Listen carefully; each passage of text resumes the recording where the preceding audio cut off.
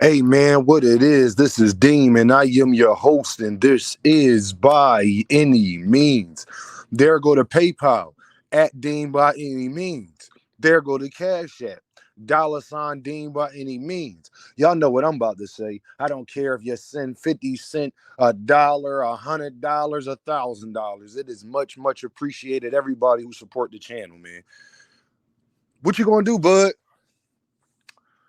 What are you going to do, sir? You my guy, man. I think that you the best fighter in boxing, in my opinion. You and Javante, it's between y'all two to me. And I'll throw Jaron Ennis in there too. But Bud, man, what you gonna do, man? Everybody was talking all this, you gonna fight Canelo stuff, and I was telling them that fight wasn't going to happen. And it damn sure wasn't gonna happen next. So what you going with? Bud gonna take off? I ask people, what is Buzz gonna take off a whole year, another year, just to wait for Canelo to be freed up? Because Canelo probably don't fight until May. So what he gonna do? Wait till May? Wait till after May? 6, 7 months after that to fight? Stop it. That's not a good game plan because we all know that Bud Crawford like his money, as he should. Because like me, he has children and a bunch of a family and all that type of stuff. He got a bunch of stuff going on. And Terence Crawford is very modest. And what I mean by modest is I believe Terence Crawford is smart with his money. He be investing in real estate. So he need these extra couple paydays on his way out the door to really solidify that bank account the way he wanted to be. Earl got surgery. We don't know what that contract said. We don't know how long that rematch clause is going to be. We don't know the language as far as when it comes to that part in the contract. But what I do know, it probably has a time limit on it. Because you can't just, let's say a fighter get injured. Let's say something happens with a fighter. It has to have a time limit on it because anything could happen, especially with something like a rematch. Like we are anticipating making a fight. And you can't do nothing else until you do this. So that has to have a time limit on it because anything can happen. In the sport of boxing, just in life, anything can happen that you can't hold Terence Crawford hostage if you Earl Spence. Well, Earl got surgery, so we don't even know when I don't see Earl returning until, I see Earl probably fighting once this year. And if he do fight twice, it'll be twice later on in the year. I do not see Earl Spence fighting anytime March, April, May. I don't see any of that. I see Earl maybe fighting in maybe August or something like that and fight again in maybe December probably, if he is able to do that. I would love to see him twice this year, but I think it would be definitely on the back half of the year. So that leaves Terence Crawford. Last time I checked, Jaron Ennis ain't got no fight neither because everybody's scared and ducking and don't want to fight him. So both of y'all don't got to fight. But the problem is, Crawford, is that you wanted to fight Earl at 147. So even if you do fight Earl Spence at and it's later on in the year, that means you would be willing to go back down to 147 because I doubt that you will want to take another fight at 147. You talking about moving up to 154, but if you don't fight Earl Spence, you would have to go to 154, and which would means you either going to go to 154 and make a matchup, and then come back and fight Earl and drop weight at 147 because that's where you want the fight to take place. Or you're going to give Earl what he wants and then rematching at 154, and that'll be your second fight of the year. But who are you going to fight now, though? Who would be that fight before you fight Earl Spence? Because I doubt Earl is fighting anytime soon. So unless you're willing to just sit out, which I don't see why you would do that getting older, you would want to be more active later in your career, I would think. When you know you on your way out the door, that's his words. I don't see why Terence Crawford should be thinking about retiring. I think Terence Crawford has at least until he's 40 to really be dominant. Like literally still be dominant. I do not see him slowing down right now. So, and I think Crawford will be 37 this year, I believe. 36 or 37 this year. So, Brody, who you going to fight? Tim Tszyu is tooken up. Canelo's not fighting you next. Is from everything I've been hearing, he's going to fight Jamal Charlo. Who you going to fight?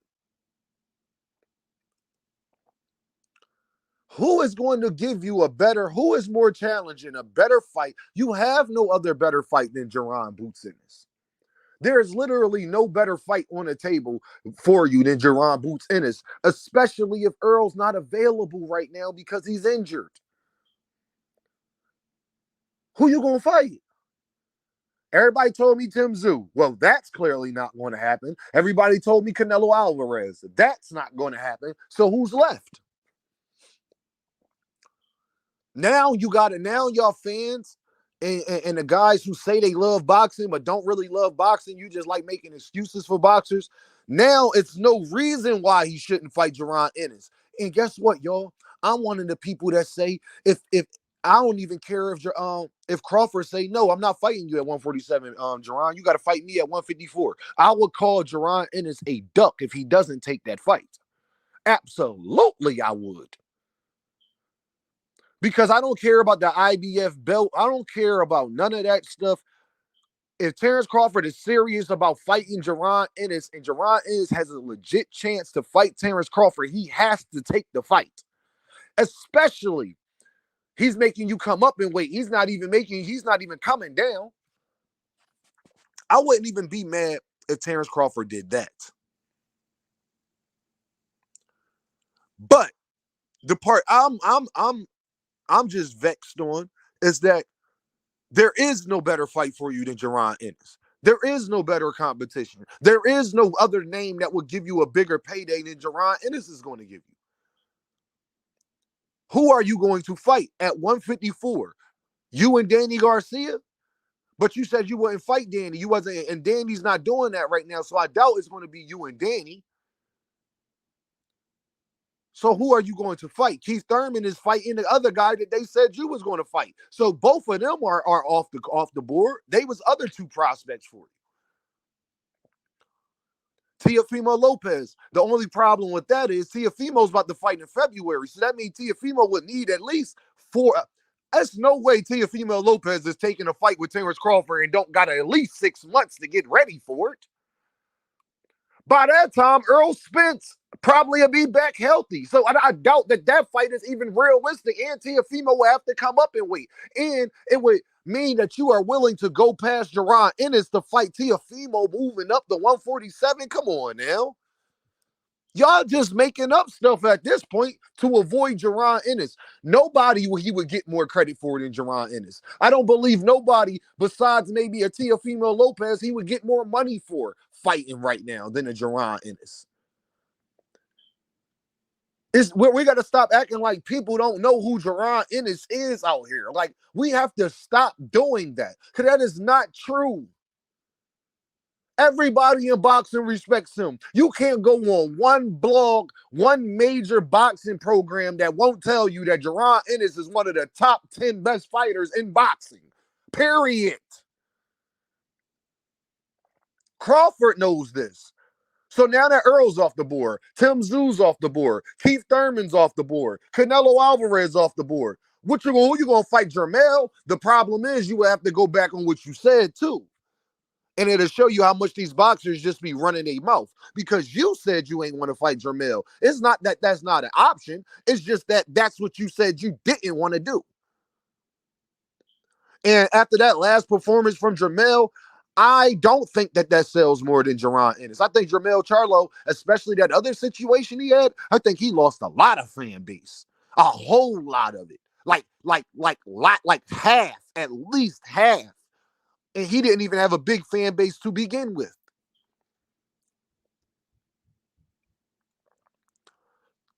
It's looking like to me, man. I mean, Crawford for your legacy, for the most amount of bread, for the most credibility. If you take on Jaron Ennis and Earl Spence in the same year and beat both of them, I mean, your legacy will be stamped. Your legacy will be stamped. And you know what's so funny about that too? I believe if you did that, then after that, you probably really could get a Canelo fight. That's the craziest part of it. I believe after that, you really could get a Canelo fight. If you did that in a year, you would be fighter of the year, no doubt. and you definitely would be a big contender to fight Canelo the following year. I'm just keeping it real with you, bud. Y'all know what this is, man. Deem, by any means. There go to Cash App. There go to PayPal. And I appreciate every last single one of y'all, man. Y'all know what this is, man. Get at me.